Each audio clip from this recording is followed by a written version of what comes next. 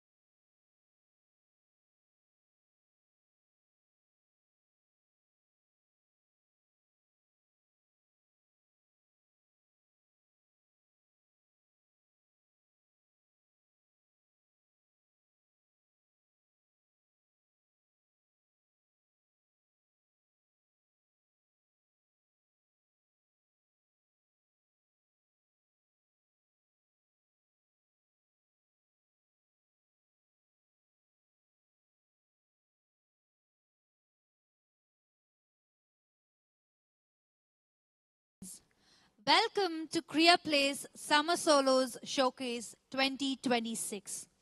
We are absolutely thrilled to have you here today to witness a true celebration of courage, creativity, and live performance.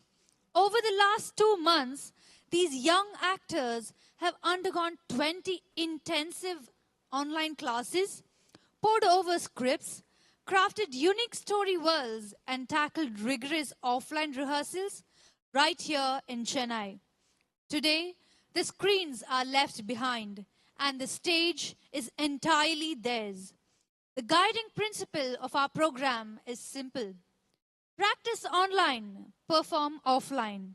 And today, you will see exactly how that magic comes alive on a public stage. Before we kick off our opening solo performance, I have a few quick housekeeping announcements to ensure the absolute best experience for our performers.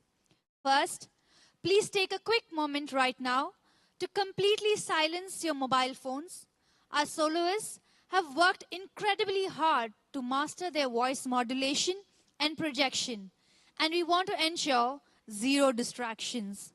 Second, please refrain from using flash photography during the performances, as it can startle the children under the stage lights.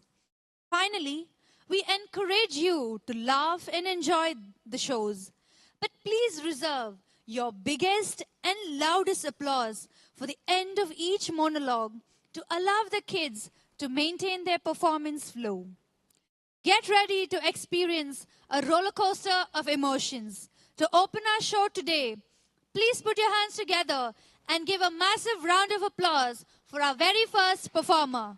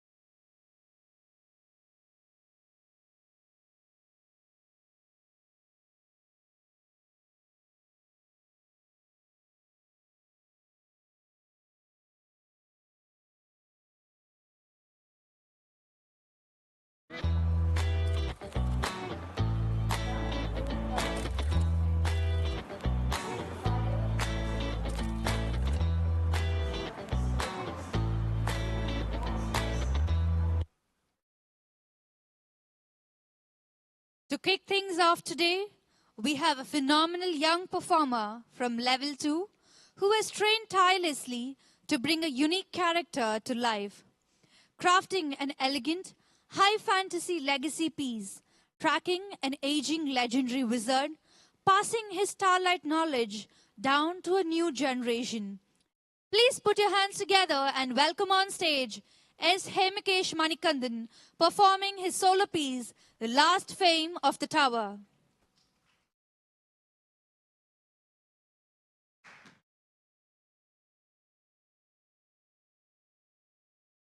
Hi everyone, my name is Hemikesh and today I'm going to be sharing with you my monologue.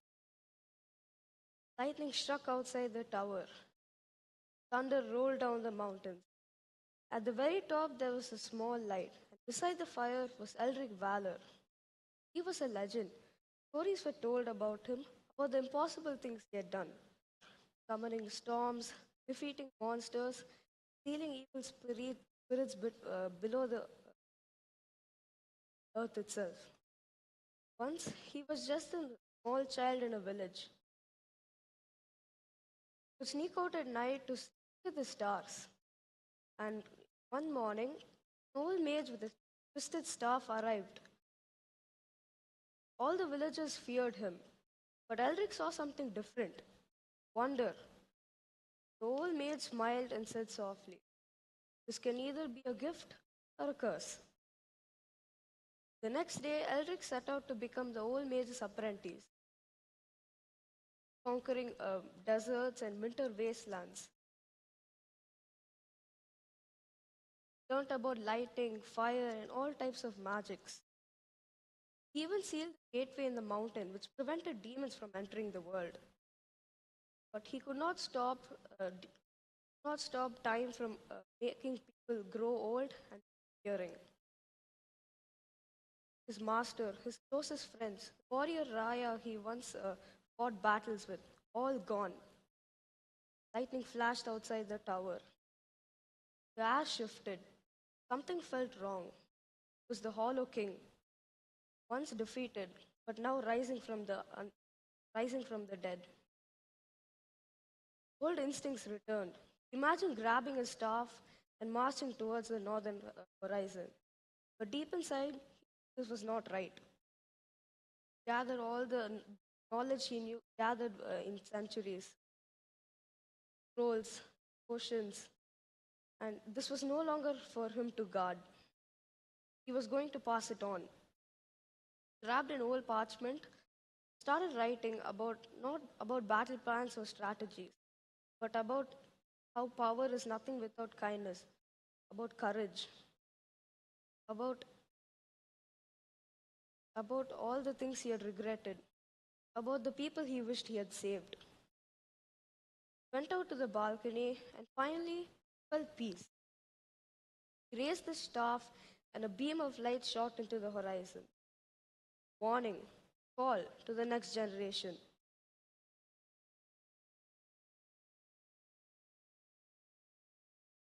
About the knowledge he had gained and how they could come and learn with him. Then a small smile appeared on his face. Future is for now for you to protect.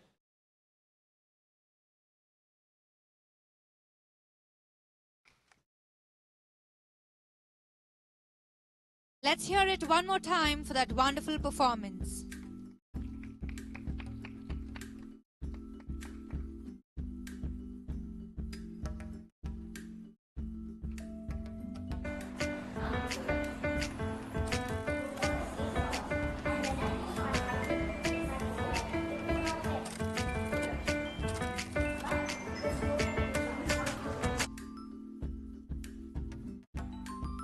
Following that fantastic start, our next soloist is a brilliant young talent from Level 4, delivering a dynamic action comedy, tracking a digital detox challenge, talking to walls, feeding puppies, and surviving a midnight key haste.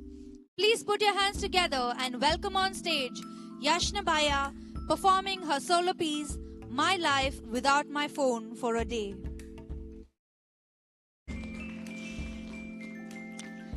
One day, I woke up at 8 o'clock, and when I went to my side table to take my phone, it was not there.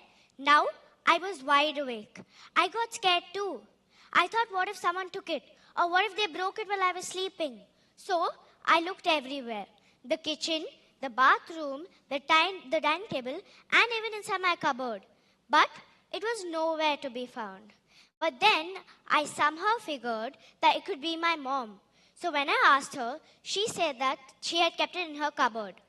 So then I was so sad because I couldn't even talk to my friends. And what if there was a meet at the water park, or a play date, or even a birthday party? I would be devastated if I missed all of this. In my brain, I was like, why would you do this to me, Mama, to your darling daughter? So then I started my day off, like first lying down on the bed and staring at the wall. And then suddenly the wall started to look interesting. I even told the wall that I have a homework to do, but I don't want to do it because it's so boring and my head will burst like balloons if I do it. So then I started talking and I told her that I had a project to do, but I didn't want to do it because it was so boring. And then it was like my head was bursting like balloons. After some time, I moved from one topic to another, and this topic was my favorite topic, school gossip. I had so much, but should I tell you people? My friends will kill me, but I'll tell you. So one day, there's one girl in my school, and she used to bully my friends, and now my friends had gotten so irritated with her that on my best friend's birthday, they took the cake and smashed it on her face because she was talking too much. Doll. Okay, now let me continue. So now it's time for a bath. When I went for a bath, I surprisingly took only 5 minutes. But usually, I take 15 minutes. And then suddenly, I saw this cute unicorn holder. I don't give any importance to the things in my bathroom because I usually listen to music. But then, it was time for brushing. But brushing also became so boring because I didn't have anything to scroll videos on. But I still did it. Then I became hungry. I was so hungry that I could eat the fork and spoon. But then the food came. And when I took a bite, the flavors were just so good. They just burst into my mouth. So after that, I finally decided to go out and play like the others used to before phones existed, touching grass instead of screens. And actually, it was fun. Do you know what happened? I was running down the stairs when a group of girls came chasing a ball. So then I stopped the ball and gave the ball to them. They were so kind enough that they even let me play with them. And do you know what we played? We played cricket. It was so much fun. Do you know what we saw? We saw birds, butterflies, and the busy road of Bandra. Now you must know where I live. And yes, I live in Mumbai. Okay, now I'm going back up.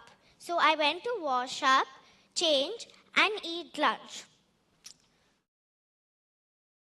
After that, and I slept. After that, at 4:30, I woke up, but I was bored again.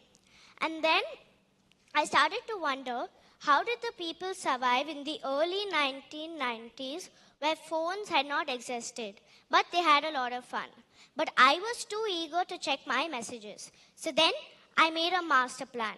In the night, when my mom sleeps, I'll enter her room, take my phone from her cupboard, and then mission complete. Here is my master plan. Suddenly, I heard a faint bark. So when I turned to see, it was a little puppy who was just hungry. So I got some biscuits and fed it. After that, I played with it for some time, and then I went back inside. And I finally decided to do my project. Do you know what my project was about? It was about helping an animal. So I remembered about the puppy and wrote about it. After finishing all the writing work, I stuck some stickers, wrote my name, and done. I finished the project. Then I was feeling hungry, so I decided to watch some shorts on YouTube to see what to make. But then I don't have my phone. So then I created my own masterpiece, an Oreo Nutella cake. After that, I wanted something a little sour, so I made Maggie. After that, I sat down on the table and ate the food, but it was so boring.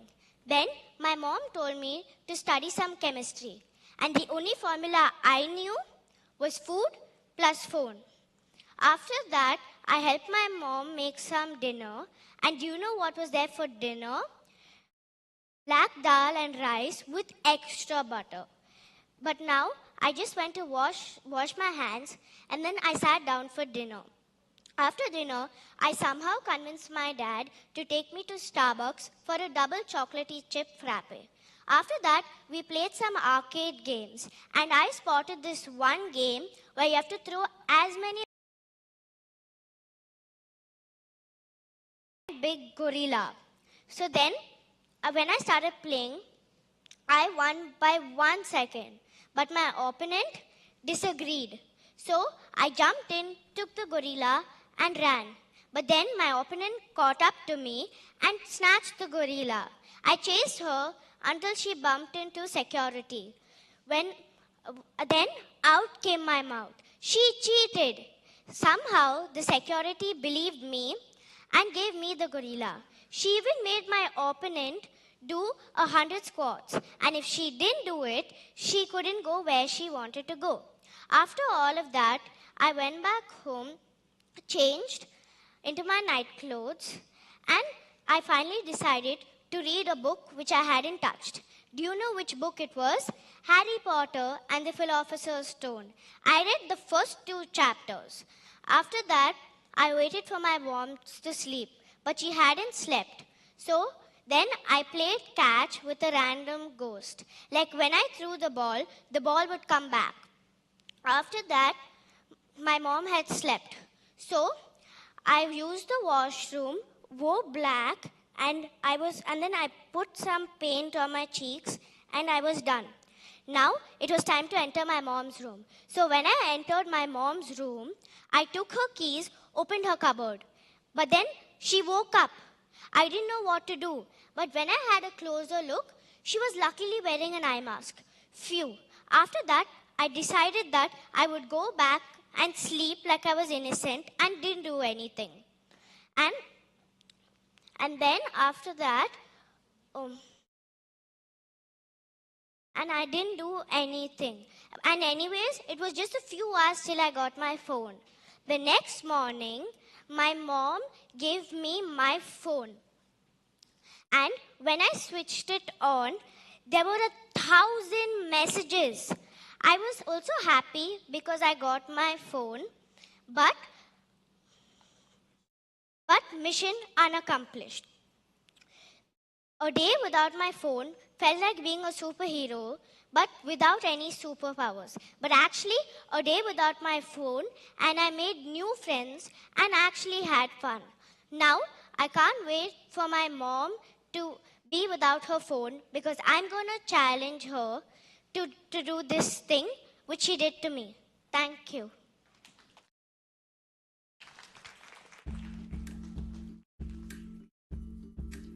A big round of applause for Yashna.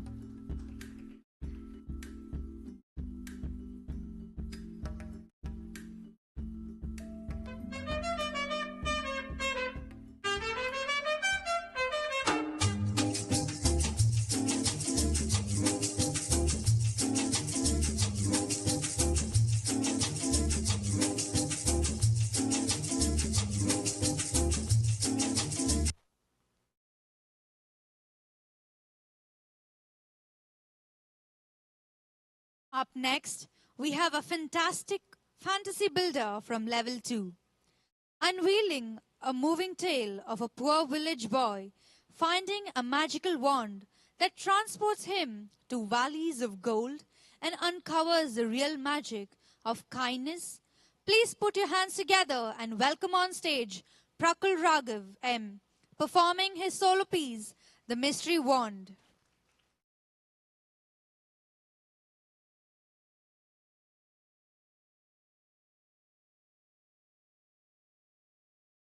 My name is Ram.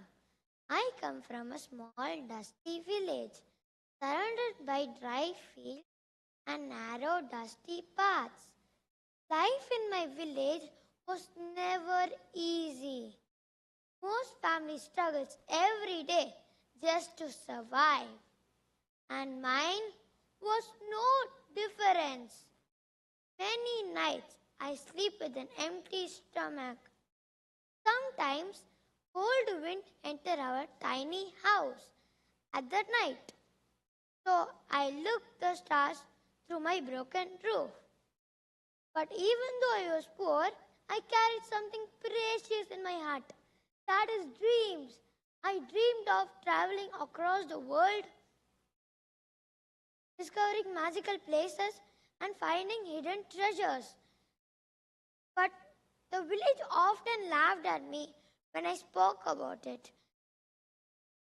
They said, Ram, dreams can't fill your empty stomach.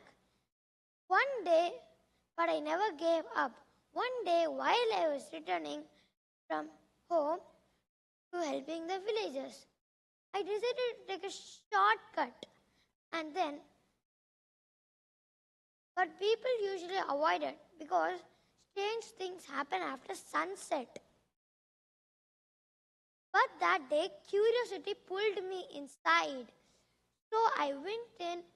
There were tall trees and twisted. The trees were tall and twisted.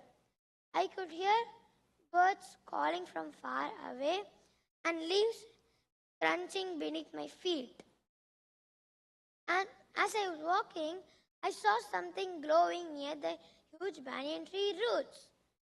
And I went there and bent down and take out the soil from my bare hands, and I took it. It was a wand, a magical wand. And I was so happy that I got a magical wand. And within seconds, I wished I want to go travel across the world. And within seconds, wind roared at me, and the ground shook violently. And then it was spinning, and the air was spinning faster and faster, and I could not barely see anything clearly. And then I was standing in the most beautiful places on earth. There were sparkling lights and then bright, colorful flowers covered the ground like rainbow carpets. The sky was glowing and the shade of pink, orange and gold. And the birds' feathers were so much glowing, like diamond colors in diamond colors, shining diamonds. And I heard something near crashing down, water crashing down.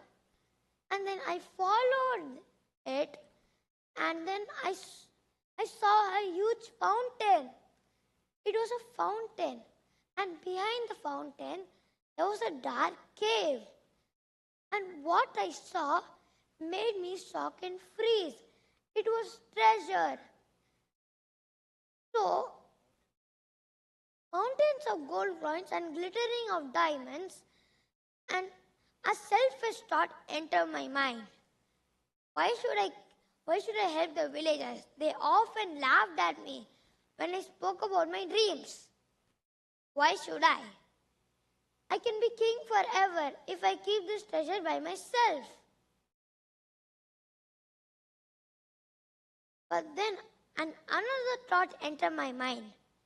But the hungry children crying for food and the workers with no hope that they achieve something, and the kids without no education. So I decided and take the wand and I wished go to my village. And then I went back to my village and gave some food for the hungry children's and gave some cash for the people that they're working every day without no hope. And I built schools and houses. But people call me lucky or magical. But I believe the real magic was not from the wand, it was from the kindness that I gave. Even today, I look the stars, but I know the dreams were not only for myself, it is for everyone in this village. Thank you.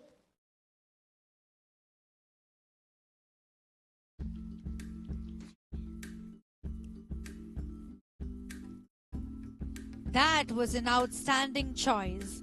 Let's give a round of applause to Prakul.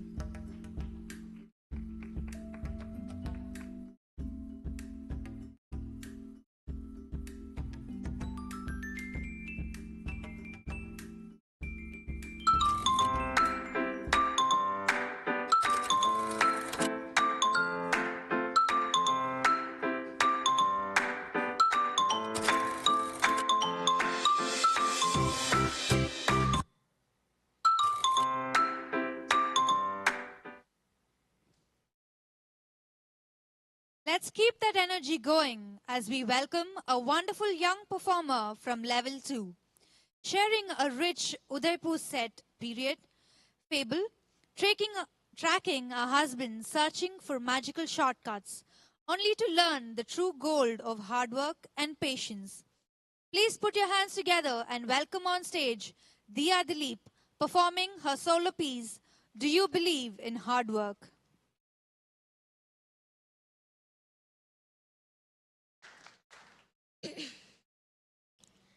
Hello all, my name is Rahul. I live in Udaipur, Rajasthan with my wife Sunita. Our house is surrounded by many plants and filled with friendly neighbors, the aroma of traditional food, yum, and the distinct sound of temple bells that ring every evening. Ding, ding, ding. It is a peaceful place where life slowly, yet meaningfully. Our home is a small but cozy place to live in. On the outside, the walls are just plain white and gray. Boring, right?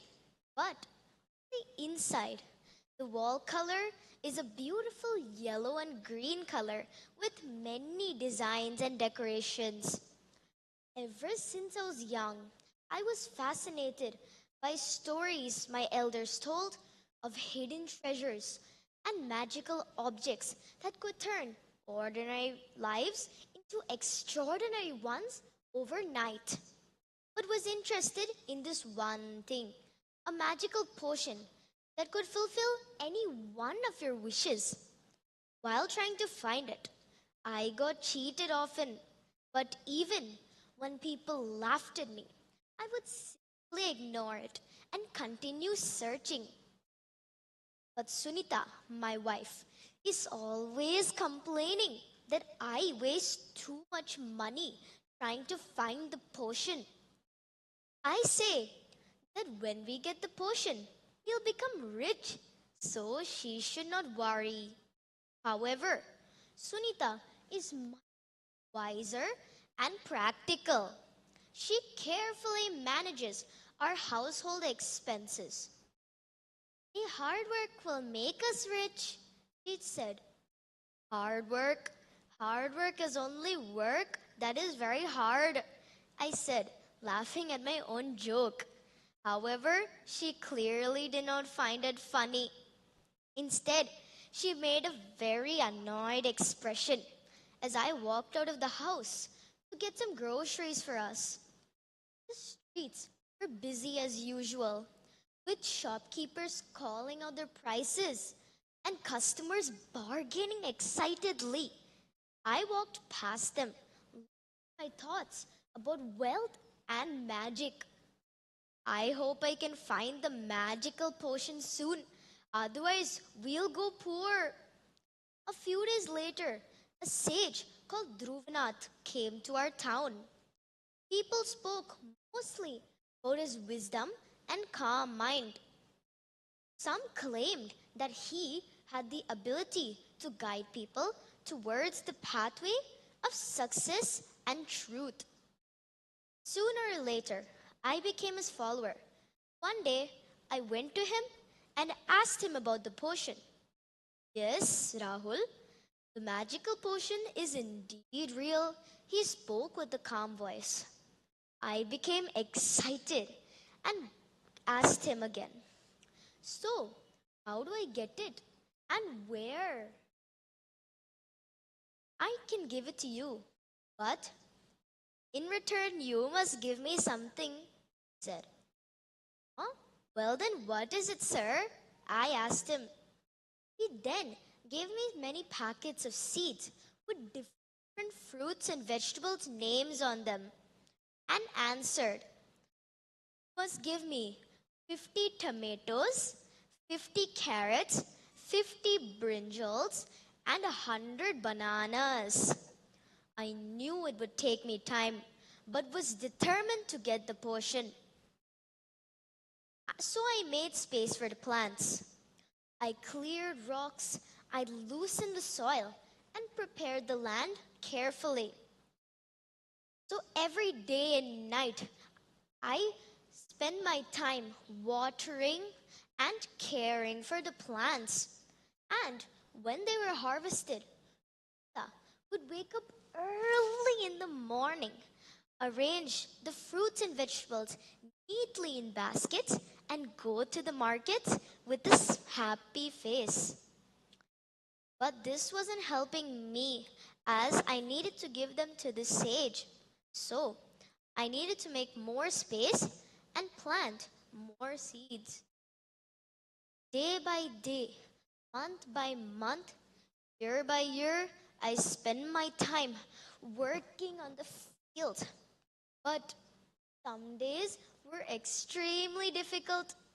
Scorching heat from the sun would drain my energy and make me tired. But I soon noticed the beauty of growth and somehow got used to the difficulties. Even the changing of seasons tested my patience, but strengthened my determination at the same time. And finally, after 2 years of hard work and patience, I finally got what the sage had asked for and even made a successful fruits and vegetables plantation. The next day, I went to the sage and gave him what he wanted. I felt proud of what I achieved. He smiled and chanted something I couldn't hear clearly. He got 2 steel plates and some holy water from a temple. He kept 1 steel plate on the floor, kept the fruit and vegetables on top of them, and sprinkled the holy water as if it was raining. Each drop seemed very powerful. He then took the other steel plate and kept it on top of it. I was confused and wondering how this would help me get the potion, as it all had no relation, but still kept on waiting. We waited and waited until he was finally about to open the lid. I could hardly contain my excitement, believing that my long journey has finally come to an end. When he opened the lid, there was nothing. I felt furious and cheated. Anger and disappointment rushed through me like a storm. I felt foolish for believing in something unreal. What? Where is the magic potion? So I've wasted all my precious time, I cried. No, you didn't, Rahul. And you will soon understand why, the sage said. Then called out for Sunita to come in. When she came, she had a box. I wanted to see what was inside, so I took it from her and opened it. And it was overflowing, full of gold coins. The coins sparkled brightly under the sunlight as I stood there speechless, unable to believe what was happening. Was this all a dream? Or what I was seeing was real? So, Rahul, did you learn your lesson? Dhruvanath asked me. It was then, at that moment, everything made sense. The effort I had put in farming and caring for the plants, and the determination and hard work I had shown, all of it had created this wealth. There was never any magical potion, only the power of hard work and patience. I looked at Sunita, realizing that she had always been right. So that day, I made a promise to myself not to rely on shortcuts, but with effort, knowing that true success only comes from determination, hard work, and patience in one's work. Thank you.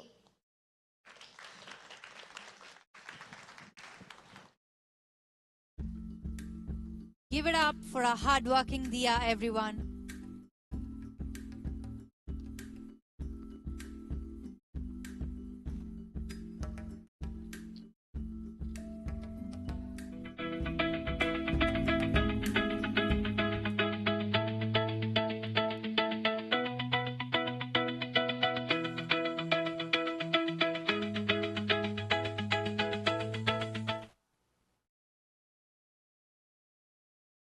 Our next presenter is an exceptional satirical performer from Level 3, steering us through a brilliant exploration of a citizen escaping a stressful land where setting honest boundaries is treated as an apocalypse.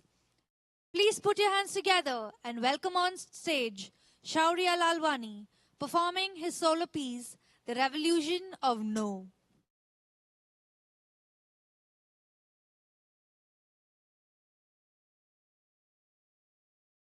Do you know what the scariest word in the world is?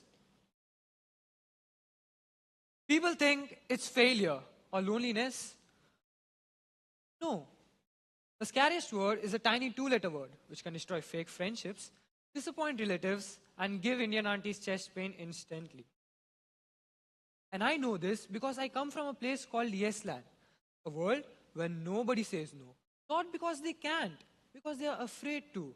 Here, every person is born with a glowing green button on their wrists.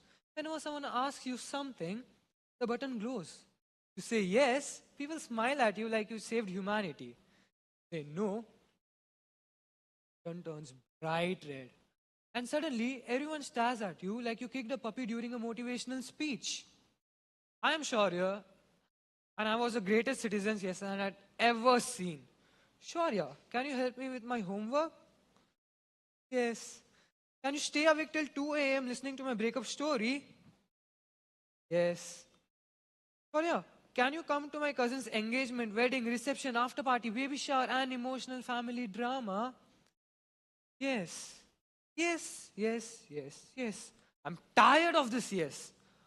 At this point, I didn't even knew what sleep looked like anymore. I was surviving on caffeine, guilt, and fake enthusiasm. My best friend Dave was worse. That guy treated exhaustion like an Olympic sport. One day I asked him, Dave, when was the last time you rested? He took a sip from his fifth coffee and replied, rest is for people with boundaries. I laughed, cried internally. And then there was our neighbor, Mrs. D'Souza. One evening, she appeared at my door carrying potatoes, vegetables, and some amount of emotional manipulation. Gloria beta, can you help me make 300 samosas for my kitty party tomorrow? 300? Yes, beta, only 300. You are young.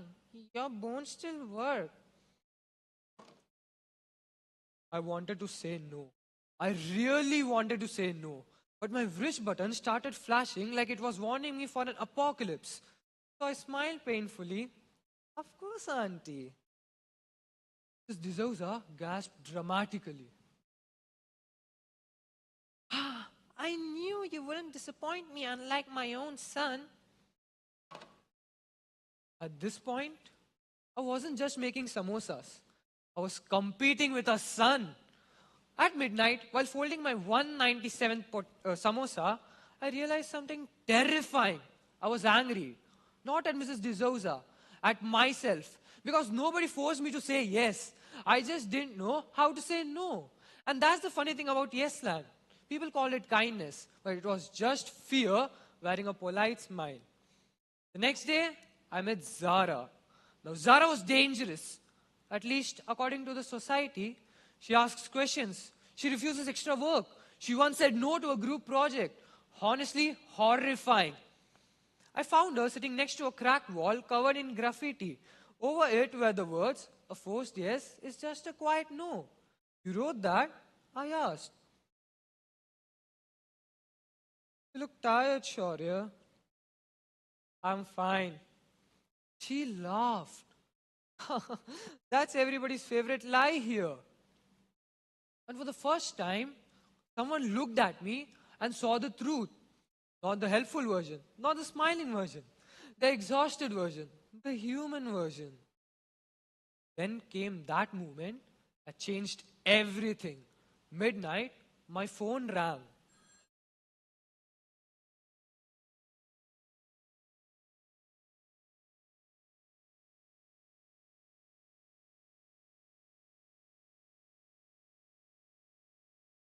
Dave, bro, he said, can you help me finish my presentation? Normally, I would have said yes even before he finished the sentence. But my eyes burned. My head hurt. I hadn't had any peaceful day in months. And before fear could stop me, I said it. No. Silence. Outside, a dog barked dramatically. Doza dropped the spoon. My wish button turned bright red. I waited for judgments, for alarms, for society to collapse. But Dev just paused and said, "Oh, okay, good night." That's it. That's it? You mean I destroyed my mental peace for years because of imaginary consequences? Not fair. The next morning, something strange happened. I felt rested, like my brain had finally unleashed after years. Outside, I saw Naniamma was watering plants quietly, smiled at me knowingly. Oh, Shaurya beta, you finally discovered the magic word. Magic word? Yes, beta. People think the strongest word is yes. It isn't. Strongest word is no, said with honesty. That stayed with me. Because maybe boundaries weren't walls, they were doors. Doors that decided what deserved to enter our lives. One day, even Dev transformed. He walked into my house carrying vegetables, yoga mats, and some amount of inner peace. I've started setting boundaries. I said proudly, "Wow," I said. "Who are you and what have you done to the sleep deprived raccoon I used to know?" He ignored me. I also said no to overtime yesterday. And what happened? They respected it. We both stood there silently because that was the biggest lie Islam had ever taught us. That saying no destroys relationships. But healthy relationships only survive with honesty, right? Even Mrs. D'Souza evolved. One evening, she knocked on my door again. I opened it carefully, emotionally preparing for another samosa apocalypse. But instead, she smiled. "Sorry, beta. Today I made the samosas myself."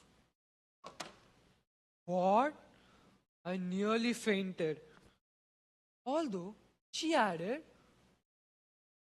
"But if you still want to help me, then... Auntie! Fine, fine. Growth is painful."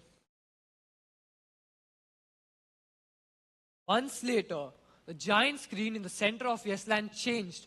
For years, the national slogan had been, "Good people always say yes." But one morning, it disappeared. And in that place appeared something new. Kindness without honesty becomes exhaustion. Nobody knew who changed it. But across the crowd, I saw Zara smiling. And for the first time, Yesland looked different. Not rude, not selfish, just human. And now, whenever someone asks me, "Are you free?" I pause. Not because I'm scared anymore, but because for the first time in my life, I know that my answer matters too.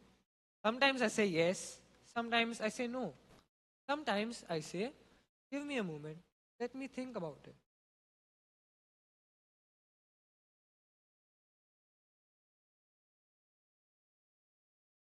One evening, while walking through the streets of Yesland, I noticed something beautiful. The buttons were gone. No glowing green lights, no flashing red warnings. Just people, tired people, honest people, real people. A father saying his boss, "No, tonight I'm having dinner with my daughter." A student saying, "No, I need sleep more than perfection." A woman smiling softly and saying, "No, I cannot carry everyone's expectations anymore." And nobody looked ashamed. Because they have finally learned something that saying no isn't rejecting others. Sometimes it's choosing yourself. I looked up at the city lights, smiled to myself, and whispered the word that once terrified an entire world. No! Somehow, sounded a lot like freedom.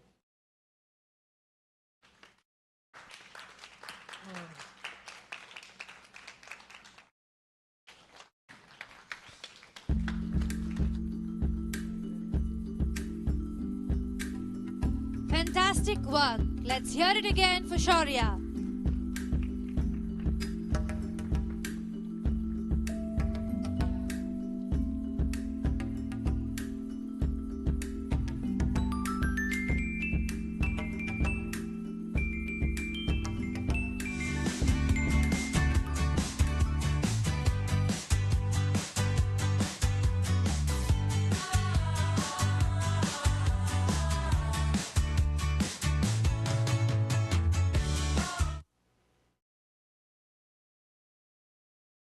Now, please welcome an incredibly witty and animated talent from Level 3, delivering a masterclass breaking down the absolute drama, career blueprints, relative interrogations, and emotional bonds of an Indian household. Please put your hands together and welcome on stage Sakshi Lalwani performing her solo piece, Their Blueprint, My Life.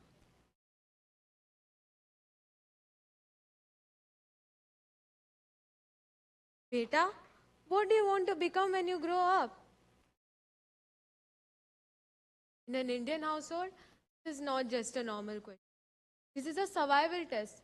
Because the moment you say something creative like, I've decided to become a photographer, your parents, they react to you like you announced, I've decided to disappear into Himalayas and live with the goats. Photographer, meaning what? You'll roam around taking pictures of pigeons. Indian parents have only 3 approved career options: doctors, engineers, and family embarrassment. And honestly, our career is decided even before we are born. The doctor delivering the baby says, "Congratulations, it's a girl."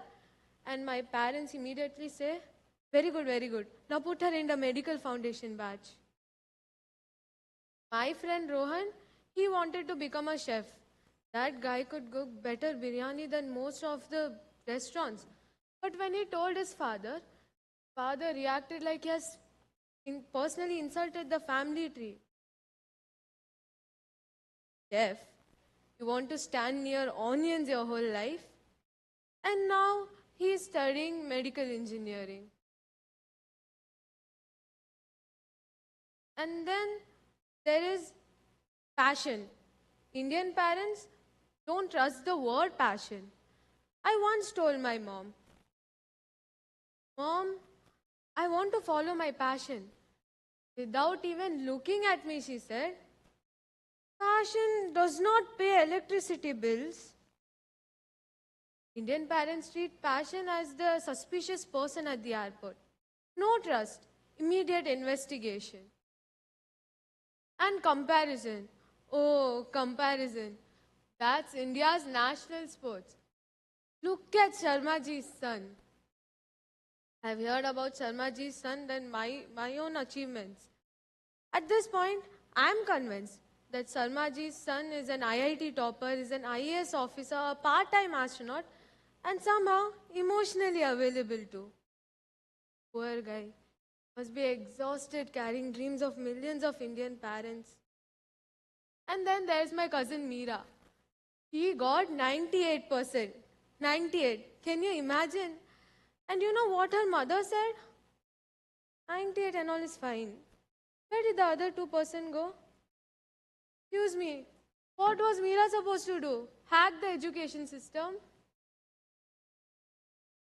And then my parents don't trust passion. My parents don't trust hobbies. I told my parents, "Mom, I like singing." She told, "Very good. Sing after becoming a doctor." I said, "Dad, I enjoy painting." He said, "Excellent. Paint on every weekends." After engineering. Everything after engineering. At this point, engineering is not just a degree. It's a personality trait. And then there are Indian uncles. Indian uncles appear out of nowhere to give you career options. You'll peacefully be sitting at a wedding, eating a favorite samosa, and suddenly an uncle comes beside you like a villain in the movie. Sit. What's your future plan? Why do uncles ask questions like they're conducting job interviews? What package? Which college? Government job? UPSC? CAT preparation. Uncle, please relax.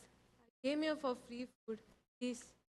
Once an uncle told me, "At your age, I had 2 jobs, 3 responsibilities, and 1 scooter." Congratulations, uncles. Hat off. Would you like a trophy? And then my parents become career experts after watching one reel online. For example, my mom watched a video about artificial intelligence taking over everyone's job. Now, every morning she goes, see, now computers are also taking everyone's job. Become a doctor. At least humans will continue getting sick. I said, Mom, I hate biology. She said, patients also hate injections, but they still manage, right?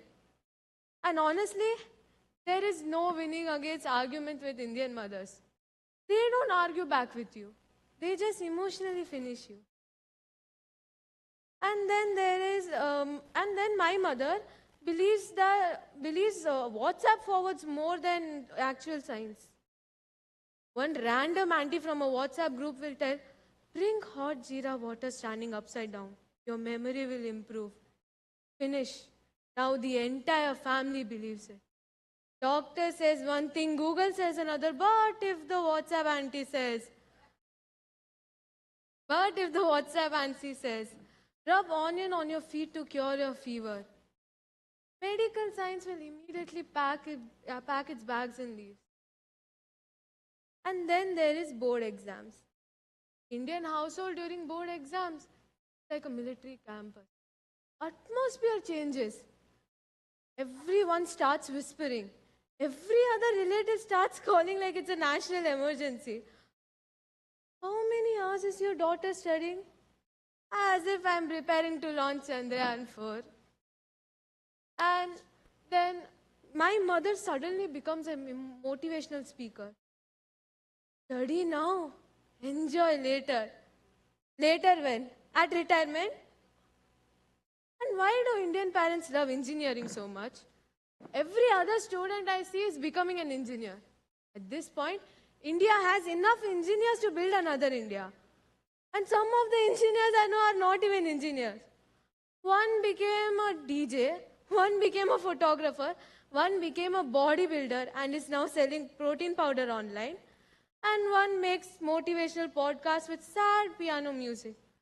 But parents will still continue. Engineering has scope. And then there is generation gap. Our parents survived with one TV channel and outdoor games. So they think our lives are easy. My father once said me, at your age and all, we didn't have any. Of course, at your age, you didn't need to remember 17 passwords to open one app. Now, even if I forget one password, my entire existence is gone. Bank account gone, email gone, life finished. And then there are Indian relatives. Indian relatives have only two favorite hobbies. Seafood and judging children. Every family function feels like performing a review performance. How much are your kids earning? Does your daughter know how to cook? Oh, when are you getting married? Why are relatives speed running our lives? First marks, then college, then job, then marriage, then children, and then there's no pause button. You attend one wedding as a teenager and suddenly aunties surround you like reporters. So, wedding when? Auntie, please calm down. I came here for free ice cream, auntie, please. And then there's my cousin Arav. He's 27 years old. And every family function he goes, some or the other auntie will ask him, so, this is not okay. When are you getting married? Like, idea? At this point, that guy is even afraid to go to birthday parties. And then there are Indian fathers. Indian fathers don't say, I love you directly. Their love comes in coded messages. Eat properly. Drive carefully and go. Hey, why are the lights still on? Oh, okay. Sleep well, okay. That's Indian father's language for, I care for you deeply, but emotions are expensive. My dad once came into my room during exam time. He didn't say anything. He just kept a warm glass of milk on the table, looked at me for a second, and he went out. And honestly, that felt like like a hug. But Indian parents never understood privacy though. You will be sitting in your room peacefully having snacks and listening to music. Suddenly your mother will come inside without even knocking. Why are you sitting alone? Because rooms are invented for that. And my mother can find anything in this world. Lost passport? Mom knows.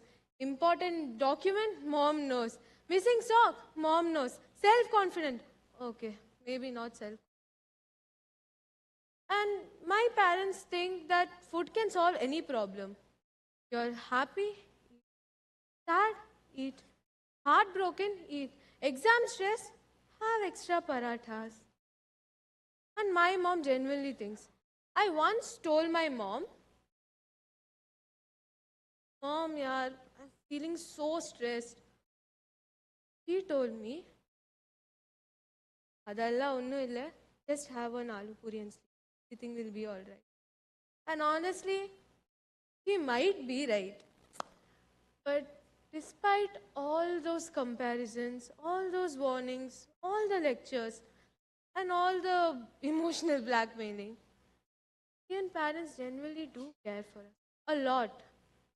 Sometimes a lot that it becomes a pressure for them. Because they came from a generation where success meant security and a staple job meant survival. Careers like doctors, engineers, and government officers, they weren't just careers for them. They were security from future uncertainties. So whenever we say, Dad and Mom, I have decided to follow my dreams, their brain immediately hears, Mom and Dad, I have decided to be financially unstable with extra anxiety. So maybe that's why they panic. That's why, because they want us to be happy. They don't want us to suffer. Their love comes wrapped inside warnings, lectures, and comparisons. My mom may not always understand what I want, but she'll still stay awake until I come home. My dad may not say, I'm proud of you, beta, every day, but he'll tell my other relative about my smallest achievements. Once, I successfully fixed a Wi-Fi router. From the next day, my father started introducing me to people like, she's my daughter, very technical mind. And honestly, that felt good. And maybe we don't say this enough, but parenting is difficult. Imagine raising a teenager at your age and he's like, Mom and Dad, I need space while using your Netflix account and eating your food. So answer is balanced. Maybe parents should listen to their children's dreams and maybe children should listen to their parents' experiences. Because not every child is born the same way. Some are meant to build, some are meant to heal, some are meant to perform, some are meant to write stories and make people laugh. Success should not mean becoming someone else's definition to perfection. Success should mean becoming yourself without any fear. And yes, sometimes we fail. Sometimes we choose the wrong path. But that's the part of growing up. So to every parent listening out here, thank you for loving us, for pretending to be strong when money was tight, for taking care of us even when we didn't notice, for taking responsibility silently. And to every student listening out there, your marks matters. Your career matters too. But your happiness also matters. Your dreams deserve respect, even if they are little different. So parents, next time when your child says, I have decided to follow my dreams, Mom and Dad, please don't react like they announce their career in bank robbery. Trust them a little, support them a little, and maybe, just maybe, Leave that Sharmaji's son alone. Let that poor guy take rest for the day.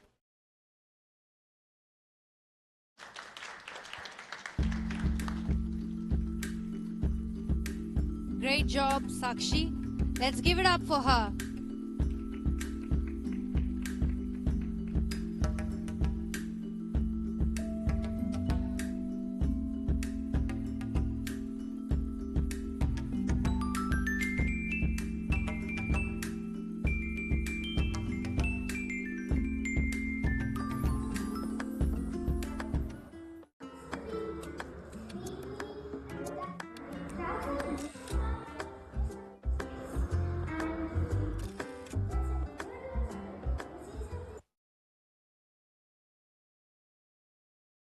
Moving forward, we have a marvelous workplace comedian from level 4, detailing the mundane office stress, tiny cubicles, and massive paperwork of running the Dragon Complaint Center.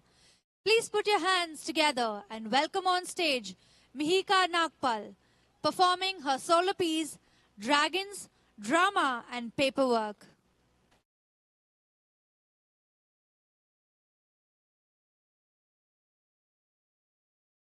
I hate dragons. Most people think dragons are amazing, beautiful, wonderful creatures. But you know what I think when I hear dragons? Paperwork. Lots and lots of paperwork. I'm Stephanie and I work at the DCC, Dragon Complaint Center. And I hate it. Like, absolutely hate it. Every day, it's the same thing. Hi, this is the DCC. My name is Stephanie. How may I help you? Then some weird old dragon will say some weird old thing. Like once, a dragon called to say, back in my day, have manners before trying to stab you. Another one said, do you know how embarrassing it is when your fire breath hiccups? One even called to say, I heard one mountain of treasure and suddenly I'm the villain. Like, how am I supposed to fix that? I have problems too, but do they have a human complaint center? No, because humans are too tiny and insignificant and they shouldn't be worried about. They shouldn't have problems. Another reason why I hate work is because of the smell. It smells of rotten eggs and old socks. Plus, the cubicles are so tiny, so I have barely any space to put my things. My desk is honestly depressing too. I have one tiny cactus called Prickles, who is somehow still alive, despite Bob from reception forgetting to water it every other day. 3 pens that barely work, so I have to keep switching between them. A world's best employee mug, which is obviously a lie. Because if I was the world's best employee, then I wouldn't spend half of my time pretending to type while doodling pictures of dragons getting hit with pies in my notebook. I also have a photo frame of me and my friend Kyle before he got all dramatic about his appearance. The office printer makes this annoying noise every 15 minutes that sounds like it's being attacked by angry geese. Lights flicker, the coffee tastes like complete sadness. And sometimes dragons 2 cubicles apart will call each other because apparently walking 5 steps is too much of an effort. I'll tell you where I really want to work though. MCC, Mermaid Complaint Center. From what I hear, they actually have clean offices and customers with reasonable complaints. Stuff like humans blame us for storms we didn't even make. And crabs have no respect for personal space. And a dog was built right over my favorite resting spot. I really like that. But the only problem? ECC, where I work, pays way more. And the MCC is really hard to get into. Like a 1 in a trillion chance. So one morning, I had an idea. A brilliant idea. An amazing idea. And a brilliant, amazing, awful idea. I drank my coffee and had some golden apples. Then I went over to my friend Kyle's cave. The moment I stepped in, I was immediately blinded by all the gold in there. Gold frames, gold tables, even a gold bed. You think dragons are big and scary and evil? And yeah, most dragons on my planet are. But Kyle, not so much. He's about the size of an adult human, and his scales are the color of cherry blossom. Also, he's not evil. He's more fragile. Like, if anyone mentions his glasses or how thin he is, he'll immediately burst into tears and call himself ugly, or he'll set fire to a whole village. You can never tell. Dragons are hard to read. But anyways, once he cried so hard because someone said his wings look small. Then, 10 minutes later, he happily showed me his collection of shiny rocks for 45 minutes straight.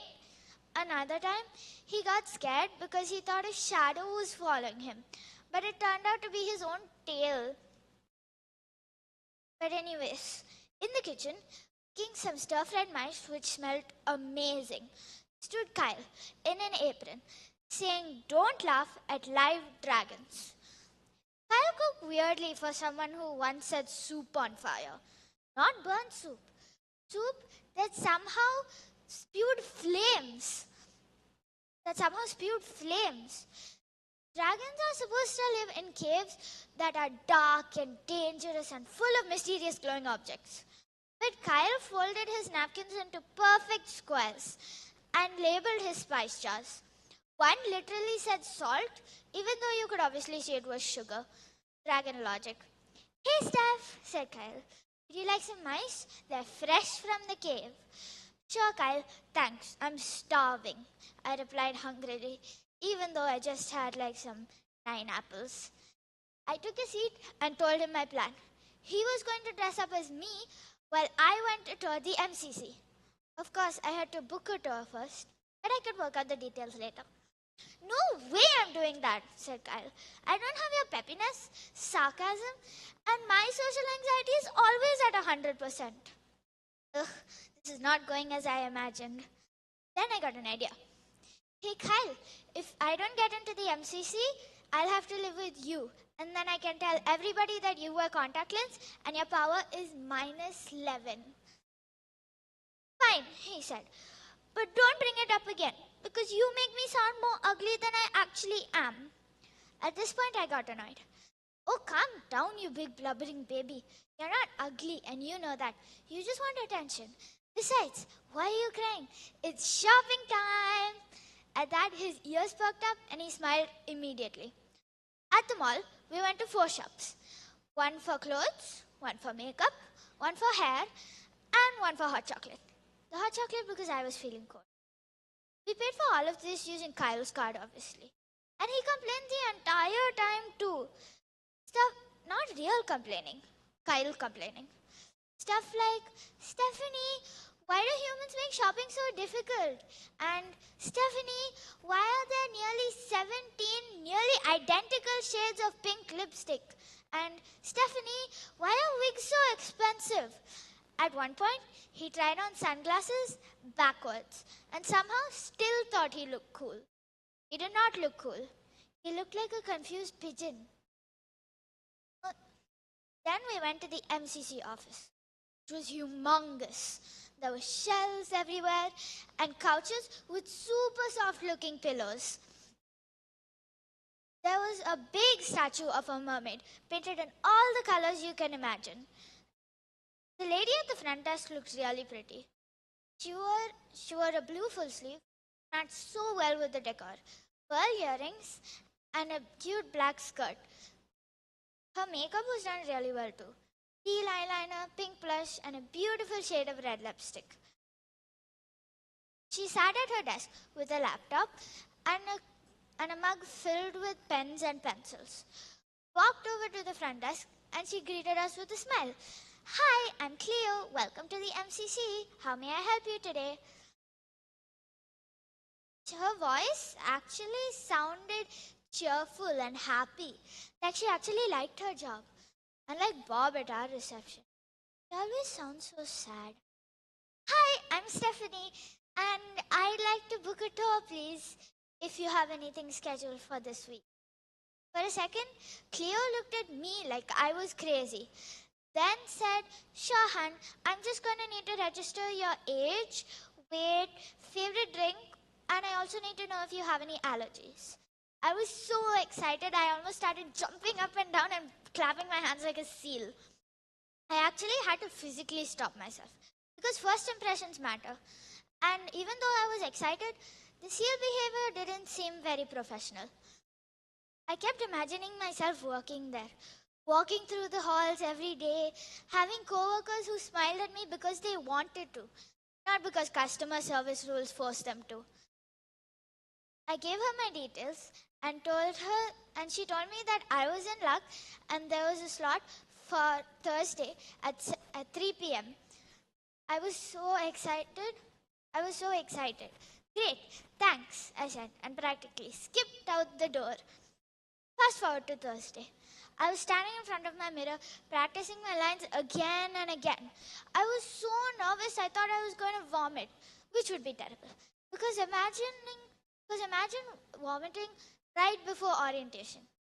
You can't recover from that. People remember that sort of thing forever. 20 years from now, someone would point at me and go, hey, isn't that Stephanie, the girl who vomited before orientation? I changed outfits 3 times, then went back to the first outfit. Because apparently past Stephanie has better judgment than present Stephanie. As I walked through the streets, I thought all of these bad thoughts. Like, what if I don't get the job? What if I get the job, but then I'm not able to help because I don't know mermaids? What if I get the job and I give someone advice and then they follow it and then that only makes the problem worse and then I get fired? Okay, calm down, I told myself. It's going to be fine. Then suddenly, there I was, standing in front of the big building, admiring its beauty. People walked past me while I just stood there like a confused tourist. Then, one mermaid employee walked in, holding her coffee and laughing with her friend. And I remember thinking, wow, they actually looked happy. Nobody at the DCC looks happy unless someone brings free snacks. Then I stepped in and saw a group of people about my age standing around Cleo, laughing and whispering. But the weird thing was that the laugh sounded different somehow. Before, it was cheery and cheerful and fun. But now, it sounded sharp, like fake friendliness wrapped in pretty paper.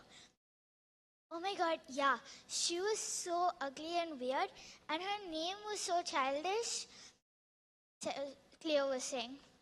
Then another one said, oh my god, like Stephanie, what sort of name is that? Laughter. Then Cleo said, it sounds like an ugly dragon's name. Then she spotted me and said, oh my god, she's here. Then her voice went back up to the cheery one I heard when I booked the door. Hey, Han, welcome in. Interns this way, you can find your badge on the table over there. That's when I realized, no matter how flashy the building or how reasonable the complaints, I did not want to work somewhere where I would get laughed at. So I realized that I belonged with the boring, funny, kind-hearted dragons, not the snobby, mean mermaids. I told Cleo that I didn't want to work there anymore and that I would prefer nice co-workers. Then I started out the door with my head held high. Dragons complain too much. They're dramatic, they're messy, they accidentally set things on fire without meaning to. They cry over weird things, they hoard nonsense, and they drive me completely insane. But they're funny too. Loyal, kind and strange dragon ways. Even Bob once stayed back 2 hours from work just to help an old dragon file paperwork because she didn't understand how forms worked. And that is why I hate dragons. But at the same time, I love them, even if they drive me crazy. Thank you. What a performance. Let's give it up for Mihika.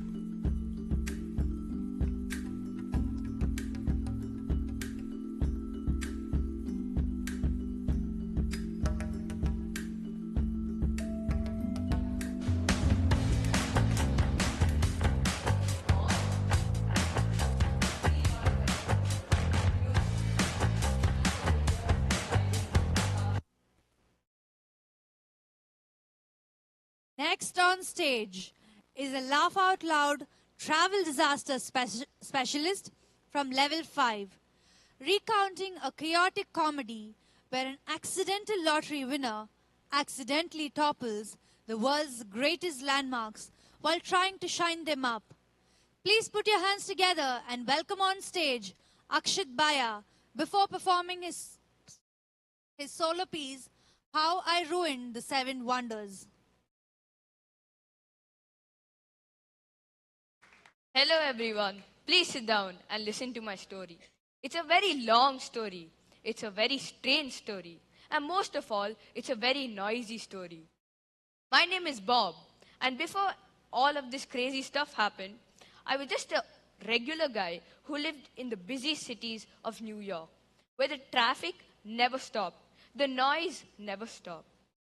I was fed up with the noise. I lived in a small little apartment and went around the city with a small old scooter that made a sound of a dead duck when I started it up. My job was always stressful. My boss gave me a lot of assignments. And I used to stay up late at night trying to finish it. My boss's name was Bubbly Babu. He was a very interesting person, but not in a good way. He used to never give me proper salaries. He never gave me any holidays. I was always sad. He lived a luxurious life. He had a good car. He had a good house. And most of all, he wore shiny shoes. I, on the other hand, had nothing at all.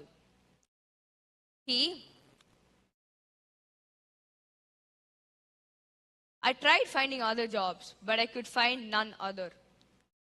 I looked everywhere. I looked in newspapers, I looked in the internet, but I couldn't find any jobs.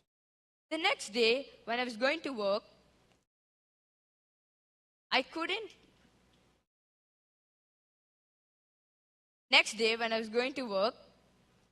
things started to change. When I was riding my scooter down the streets, I saw a mysterious old man sitting across the street. He was selling lottery tickets. He looked very sad and hungry. So I decided to buy a ticket from him, even though I did not have much money. I went over there and asked the price of a ticket. It was $5. Oh my God, that was too much. But since he was desperate to get a little cash to fill his belly, I decided to buy one ticket. I thought it had no value, so I put it in my backpack and went to work.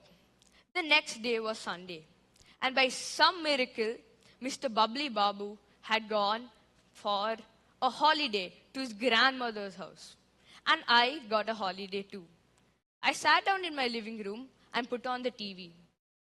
I didn't know what to watch, so I started flipping through channels casually. And that's when I came across a lottery channel. And that's when it struck me.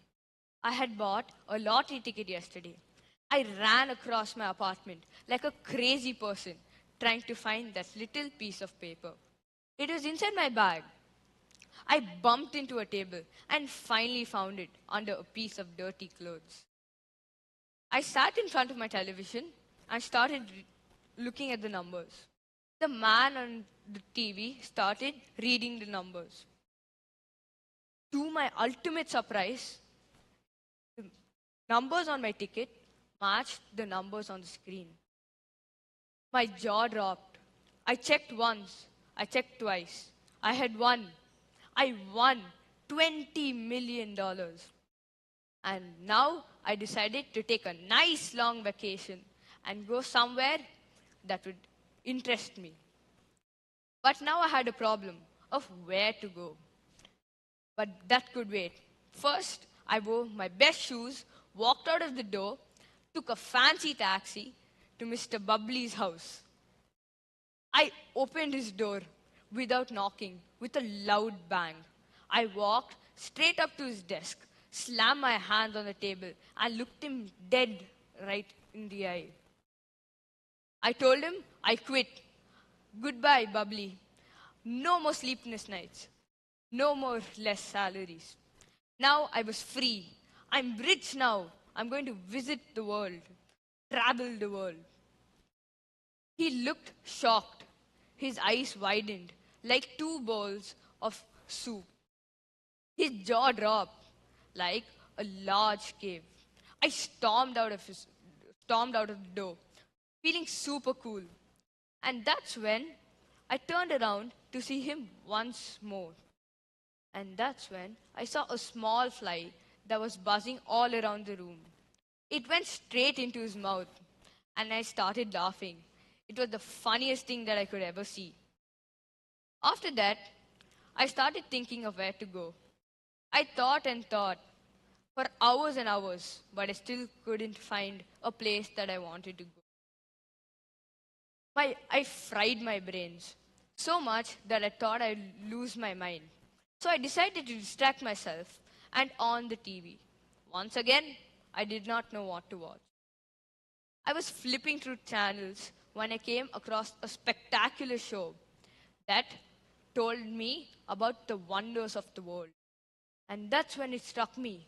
I could visit the wonders of the world. And not just one place. I could visit them all. I took my computer, booked my tickets, packed my bag, and then I arrived in the beautiful city of Rome in Italy. I came here to see the Colosseum, a round stadium made of ancient rocks.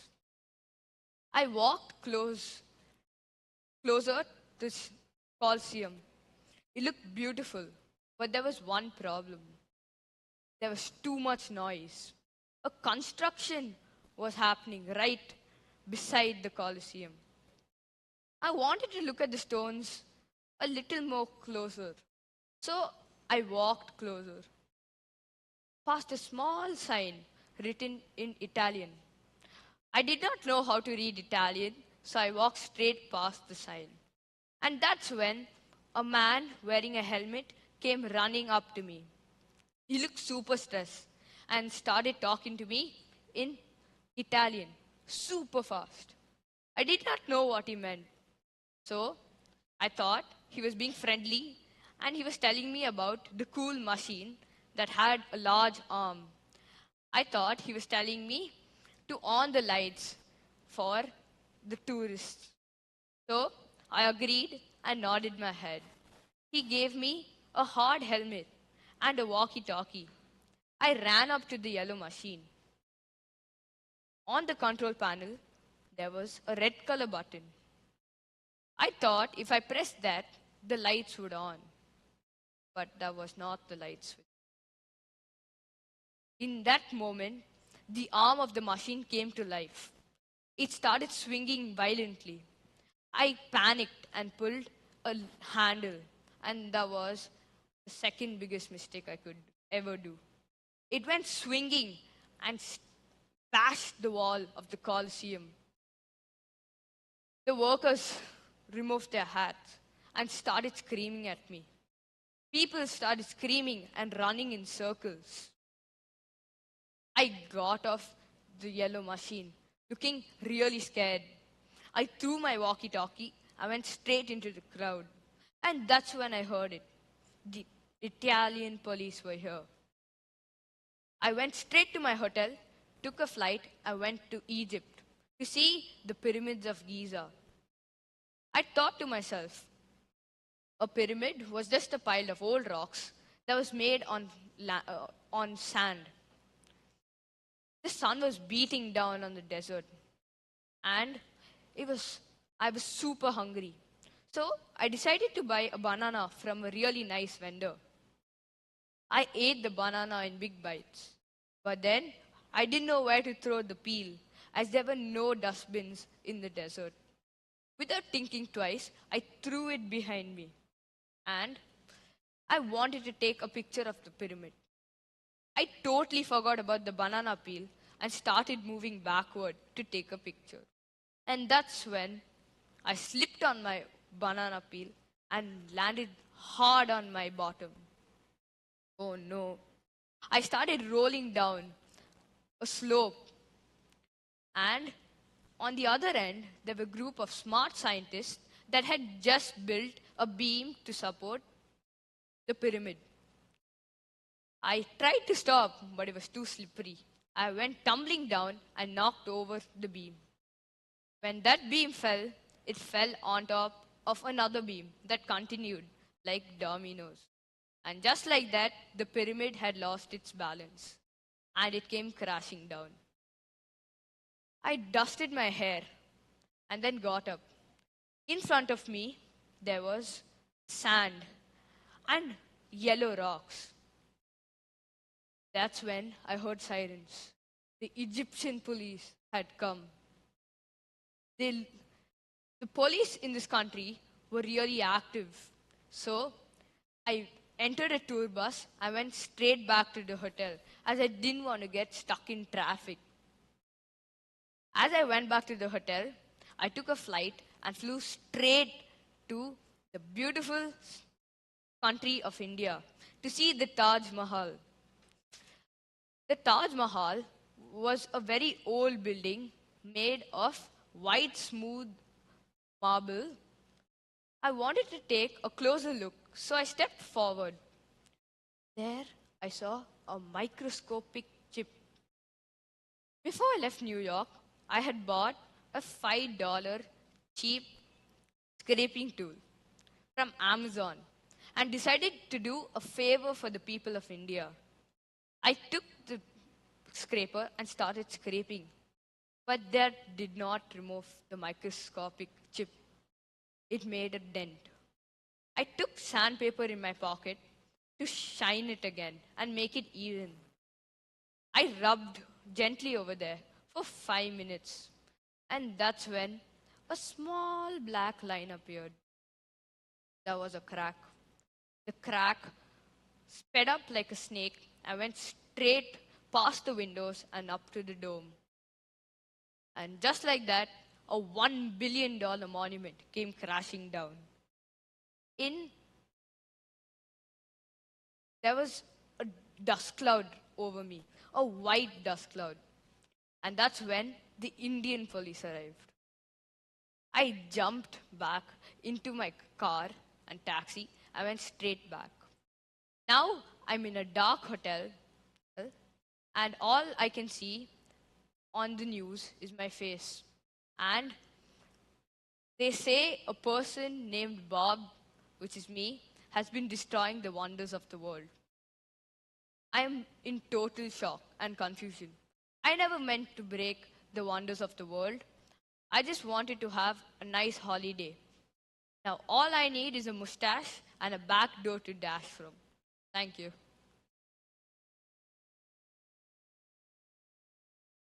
That was a spectacular performance. Let's clap for Akshat.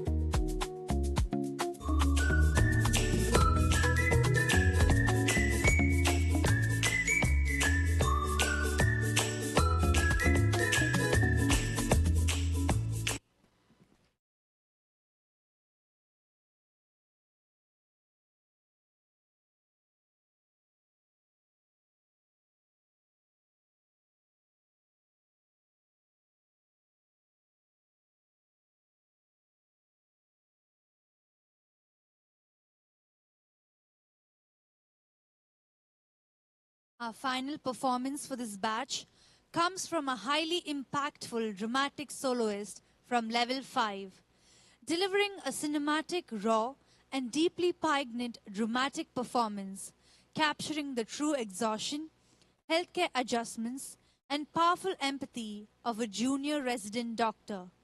Please put your hands together and welcome on stage Manu Vidya Pavindin, performing her solo piece 3:30 a.m.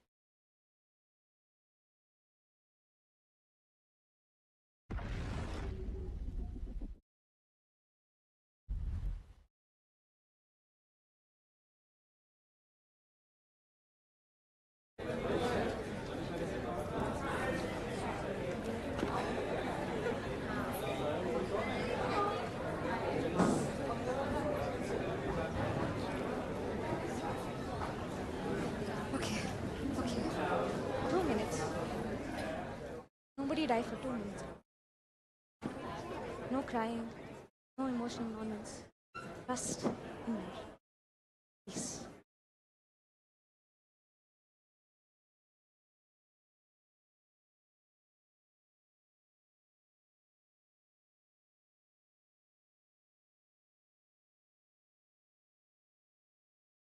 "27, 28, 29.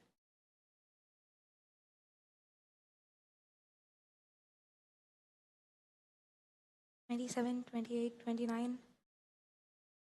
Honestly, who took the syringes, man? Everything is missing.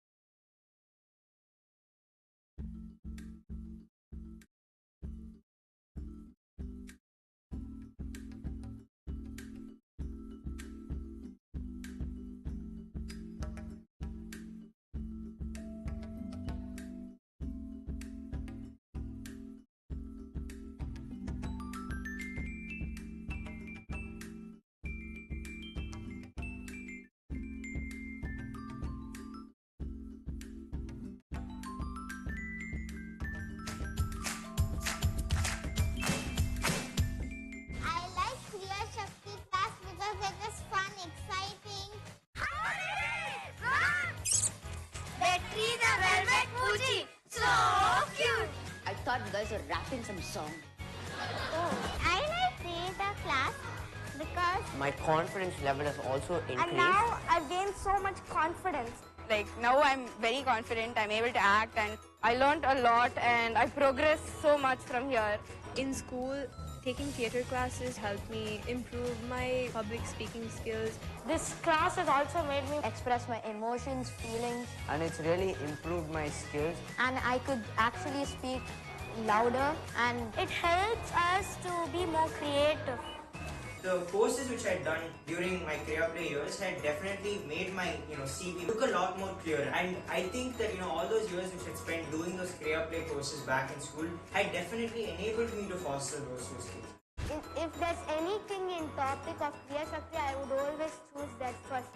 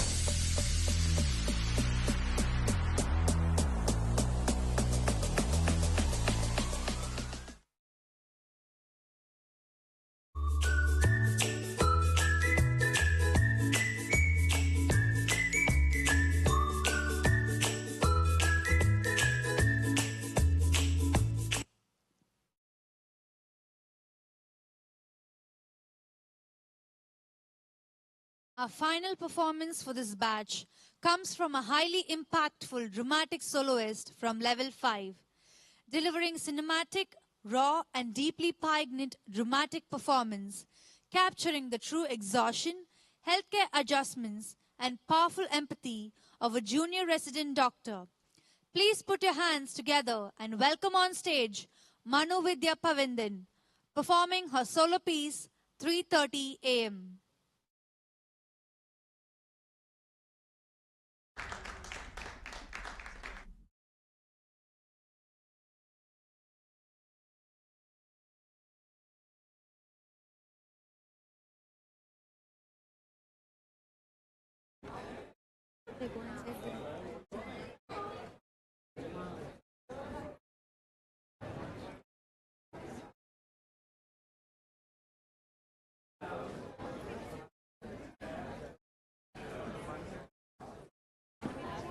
Okay, okay. 2 minutes. No crying. No emotional nonsense. Just inventory.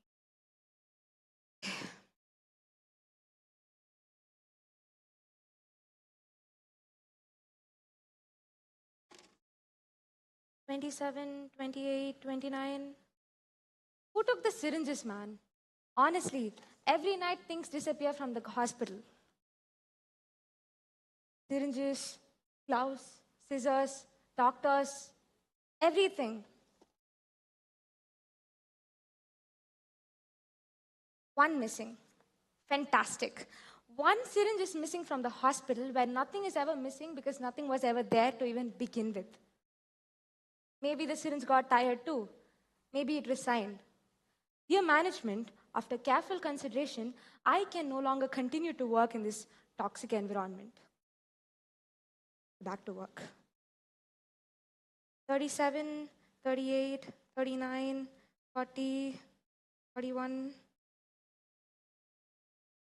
No, that one's empty. Great. Perfect. Why are there never enough syringes in this hospital? Actually, no. Why is there never enough of anything in this hospital? Beds, oxygen cylinders, functioning human beings, nothing. See, this one's also empty.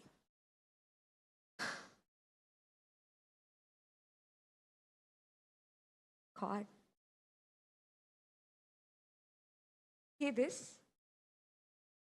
This is not shaking from caffeine. This is shaking from being awake for too long.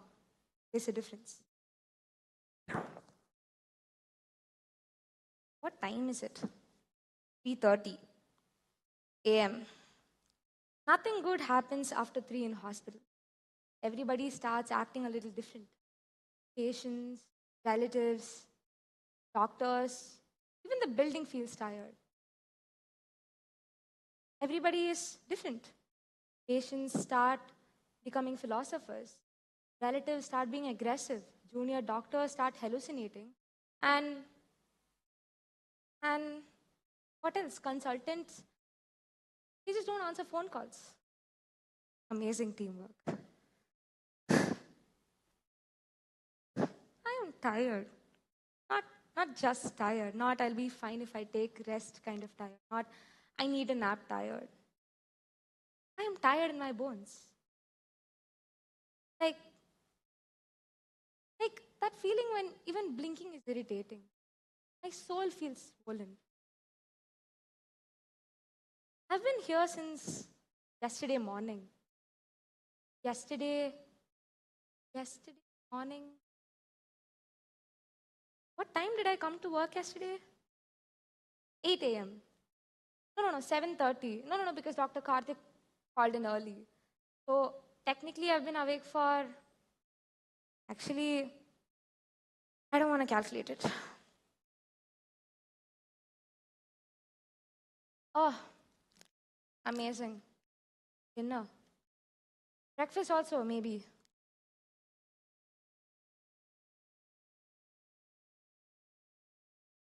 This biscuit is soft. That cannot be medically safe. How old is this biscuit? Actually, I don't want to calculate it.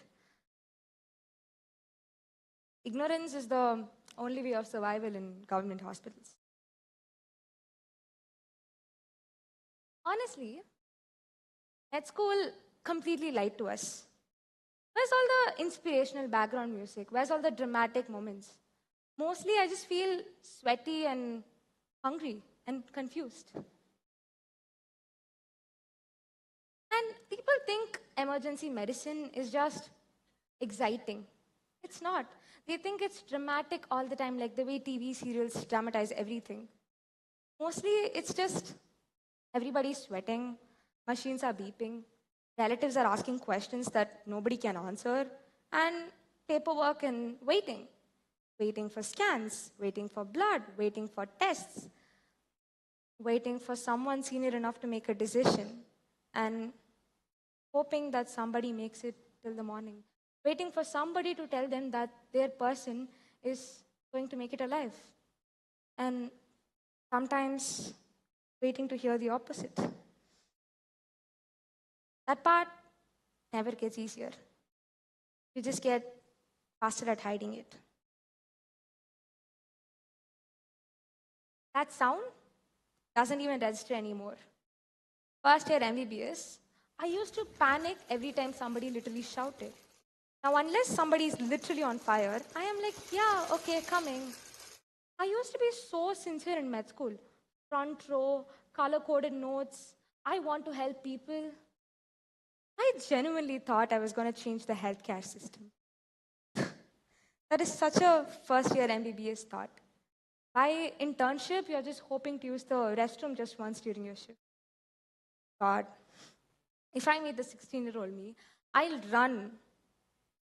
Or not. Maybe probably I'll talk to the 16-year-old version of me and tell her to run because she was an idiot. I haven't sat down properly in like 12 hours. Maybe like 15. No, wait, I'm sitting right now. Luxury. Somebody called the media. Doctor found resting. I used to be so emotional. Actually, like, genuinely. First cadaver dissection, I cried in the bathroom. Now today, one patient vomited directly onto my shoes and I went to clean it and then I just went to eat. That cannot be healthy character or psychological development. I believed medicine was a calling. That phrase should honestly be banned. Medicine is not a calling, it's an abusive relationship. And then they tell the stupid stuff saying you doctors are heroes. No. Heroes sleep. Heroes eat hot food. Heroes don't get acidity from hospital canteen tea.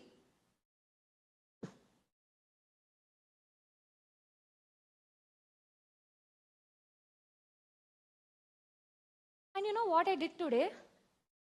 I pronounced one patient dead. And 5 minutes later, I was arguing with the pharmacy because they sent me the wrong IV set. That cannot be normal. Work. I don't even know when I became like this. First year MBBS, it was during an anatomy dissection. Somebody fainted, and I almost fainted watching them faint. Now today, I can eat biryani while stitching a scalp wound. First year of training, I got blood on my hands. But today, I need a samosa wearing gloves if nobody's watching.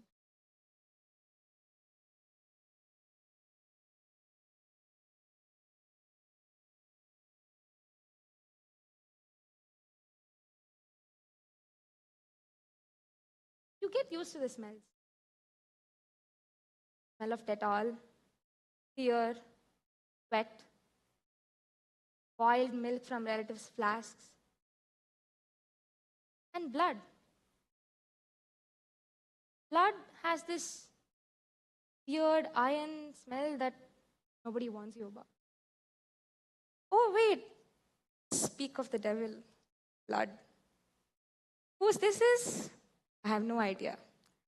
And that's also concerning. At some point, you just stop seeing blood as blood. It just becomes laundry. Tonight has been non-stop. Literal madness. One accident case, one burn victim, one drowning, 3 dengue cases, and one random guy singing old Hindi songs while getting stitches done, and one woman who slapped her husband during labor, screaming that this was all his fault. Honestly, fair. That was probably the only healthy relationship in the whole building. And then one kid, no, not talking about that right now. Break means break.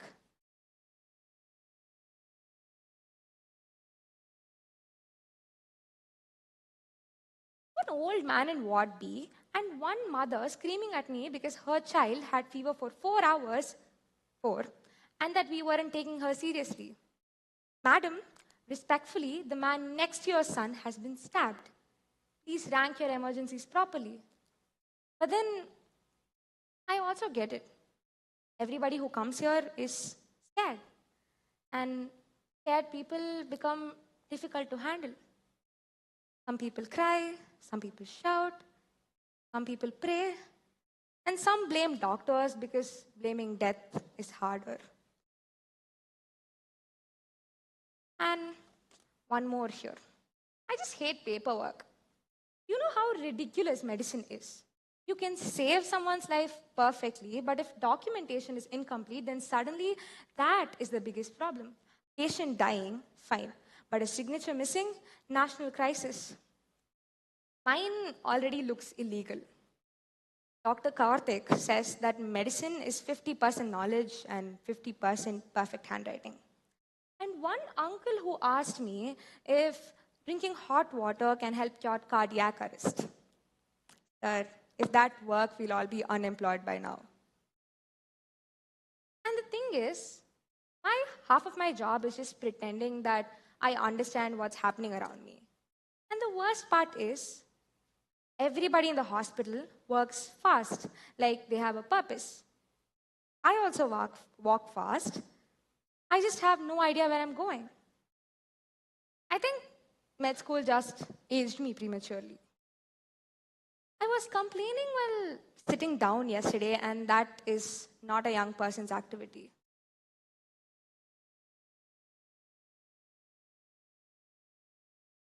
God, again.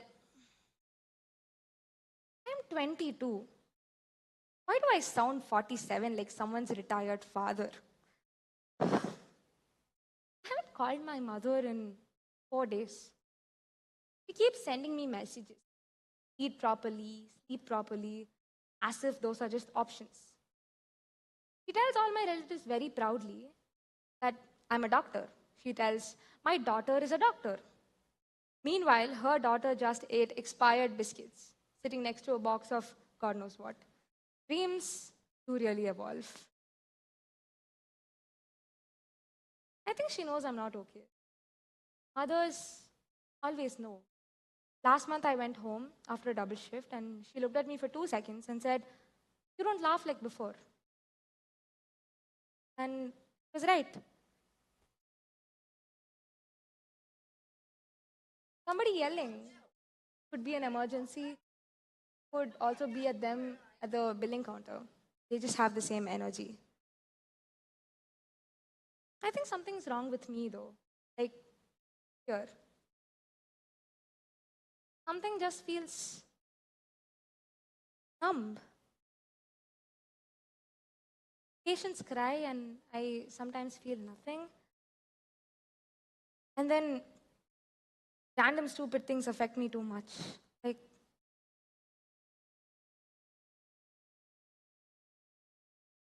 oh, this, right, that kid from room number 3. High fever, Spider-Man t-shirt, around 6 years of age. Just wouldn't stop talking. He was cute. Annoying level cute. He just kept asking me questions, even while I was examining him. Doctor, why is your stethoscope cold? Doctor, can I become a doctor? Doctor, are injections invented by bad people? Honestly, fair question. It's funny. Such a small kid, too smart, be at a place like this.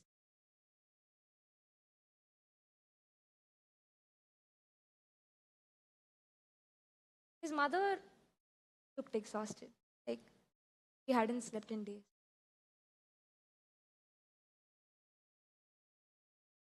Her shoes were messy, her hair was not combed. She was trying so hard not to break in front of him. Parents can do that very easily. They'll be breaking apart internally, but they'll still know how to smile at their. I just don't know how they do that.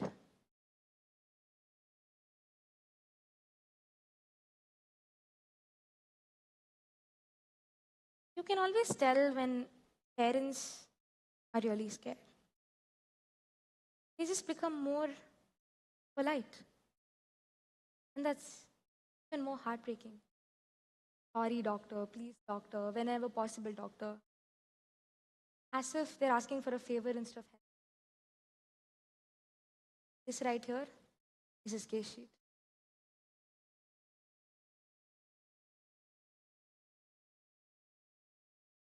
We thought it was meningitis.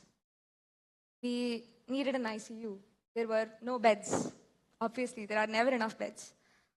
Patients are unlimited. It's one thing in India that we produce consistently. There are never enough doctors either, or nurses, or monitors. Half of the residents here are just one bad shift away from total collapse. The entire hospital works on total adjustment, just adjusting. Adjusting with fewer doctors, adjusting with broken equipment, adjusting with no sleep, adjusting with the fact that your own life slowly stops existing outside these walls. That's just the system. That's just how it functions. Not on rest, not on support, just endurance by the exhaustion. That kid got worse while waiting. Started seizing. And then his body was shaking. His mother was screaming. Every junior doctor beside me was panicking. And I was too calm. Just calm. My hands were moving automatically, unconsciously. Medication, airway, vitals. Everything was correct. And in the middle of all of this, one stupid part of my brain went, I really want coffee. A child is literally convulsing in front of you, and your brain wants coffee. What kind of person even thinks? What does that say about me? Seriously, what kind of doctor becomes that detached?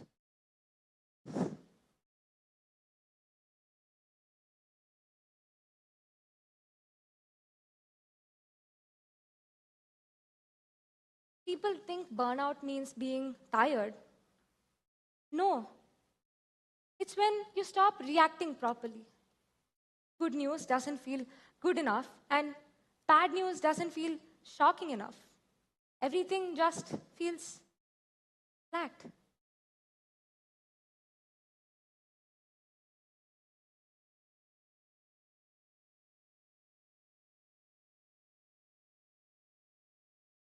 You cannot see this much pain every day and still feel normal. After we stabilized him, his mother held my hand and thanked me. He just went, "Thank you, doctor." And I almost lost it because she was thanking me for basic treatment. The system fails people so badly that basic effort feels extraordinary.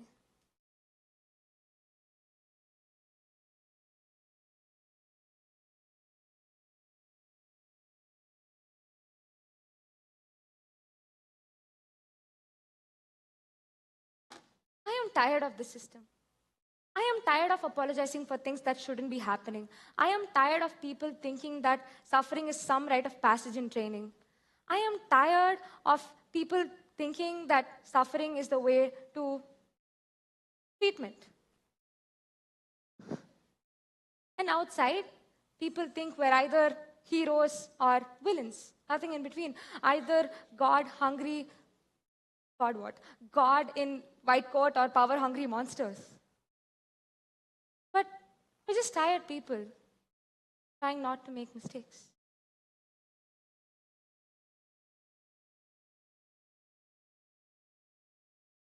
Sometimes, just stop thinking about it and just feel like quitting. But then, once in a while, some patient survives who maybe wouldn't have otherwise. And they just look at you like you've performed magic. And for some reason, all the professional distance collapses and all the exhaustion that you've now faced is complicated. Not worth it. It's never worth it, but meaningful. Just even more. Sometimes I just feel like quitting this job.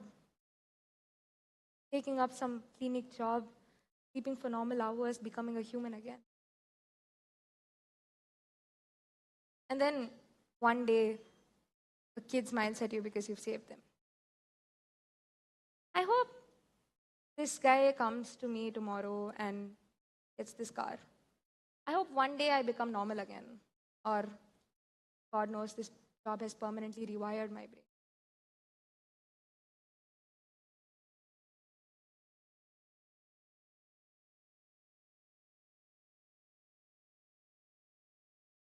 Yes, I'm getting called. I don't know how long I can keep doing this. But not tonight. I know there are people outside who need help. And still care.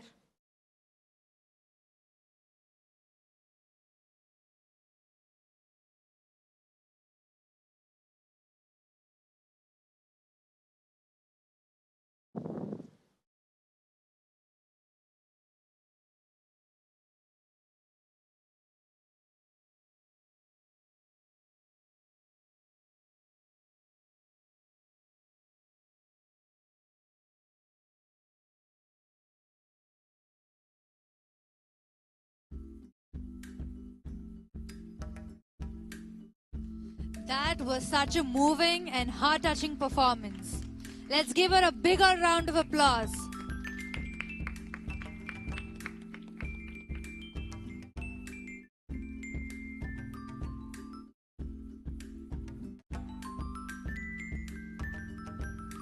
What an absolutely breathtaking display of talent we have witnessed today. Let's give one more massive round of applause to all our incredible solo performers.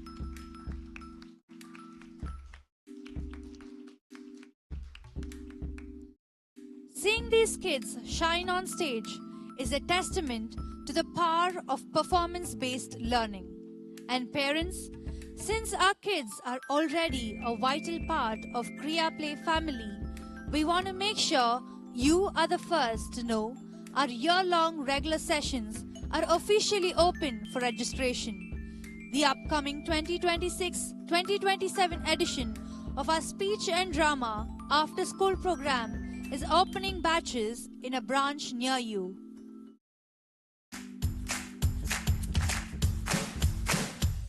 I like Kriya Shakti class because it is fun, exciting. Betri the Velvet Fuji, so cute. I thought you guys were rapping some song. I like theater class because My confidence level has also increased. And now I've gained so much confidence. Like now I'm very confident, I'm able to act and I learned a lot and I progressed so much from here. In school, taking theatre classes helped me improve my public speaking skills. This class has also made me express my emotions, feelings, And it's really improved my skills. and I could actually speak louder, and it helps us to be more creative. the courses which I had done during my career play years had definitely made my CV look a lot more clearer. And I think that all those years which I had spent doing those career play courses back in school had definitely enabled me to foster those two skills. If there's anything in topic of Kriya Shakti, I would always choose that first.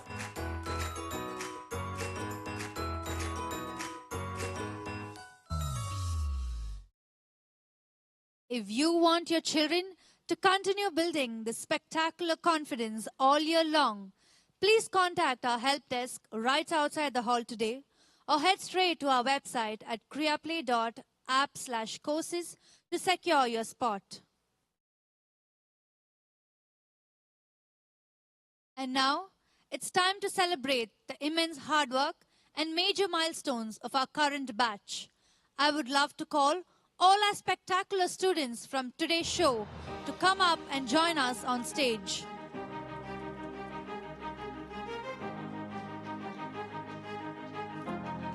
To help us honor these brilliant young achievers, I would like to invite someone very special up to the stage to distribute the awards. Please put your hands together for our cultural manager, Hari Krishnan Neelakandan, to join us on stage.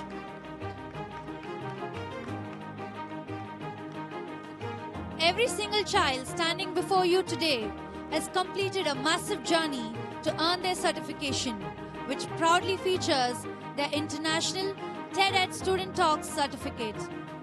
As I call out your name, students are requested to step forward to collect their certificate along with your copy of the officially published volume of the Summer Solos book.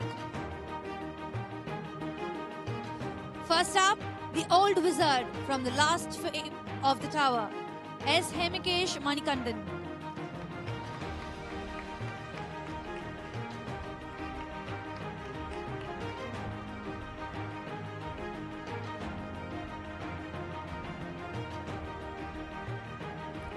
The hero behind My Life Without My Phone.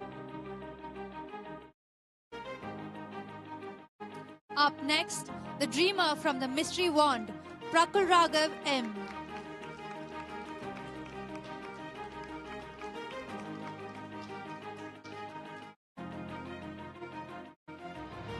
The farmer from Do You Believe in Hard Work, Diya Dilip.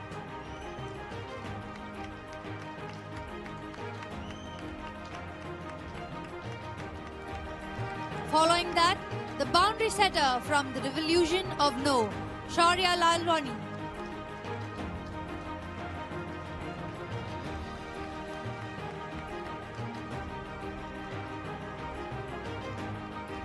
The storyteller behind Their Blueprint, My Life, Sakshi Lalwani.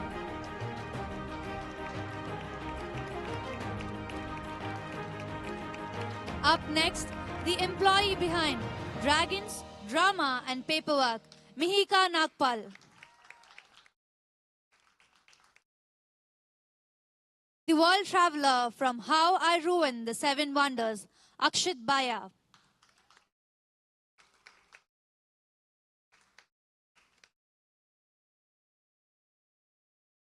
And finally, the resident doctor from 3:30 AM, Manu Vidya Pavendan.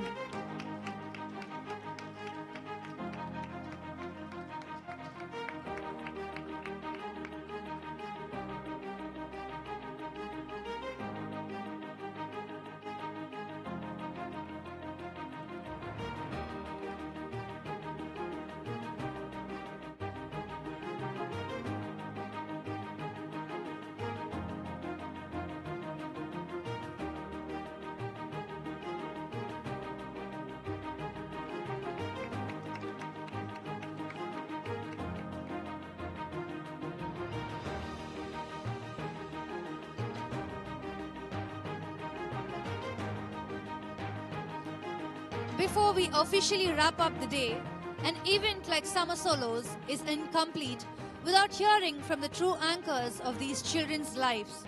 We would absolutely love to hear your feedback, observations, and reflections on your child's creative journey over the last 2 months. Please kindly share your feedback outside with our team. To wrap up this incredible showcase, we must extend our deepest gratitude to the people who make this grand offline performance a reality. A massive thank you to our incredible venue sponsors, Idea of Joy, Lil Trails, Chettinad Harishri Vidyalayam, and JS Global. Thank you so much for opening your doors and supporting young theatre. Thank you. Most importantly, a huge thank you to our visionary instructors, our dedicated parents for your unwavering support, and to our superstar students who proved today that creative courage can indeed change history. This is Adlin signing off. Have a wonderful day ahead and keep supporting the arts.